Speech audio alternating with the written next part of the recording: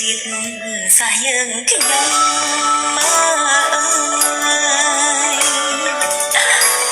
សំទ្រូងកុំទុំរឿងរលាវឡើយ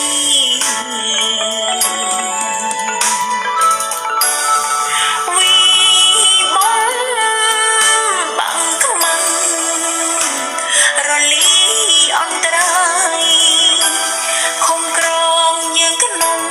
ចោលឯងស្លាប់ទ្រូងដោយអំណាចទ្រូងយើងមានកម្លាំងឈ្នះក្រុមចំបាំងបណ្ដឹងសិនត្រូវ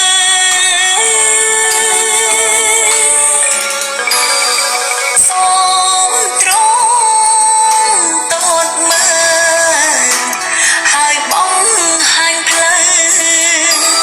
ដើម្បីឈ្មោះទៅរកសន្តិភាព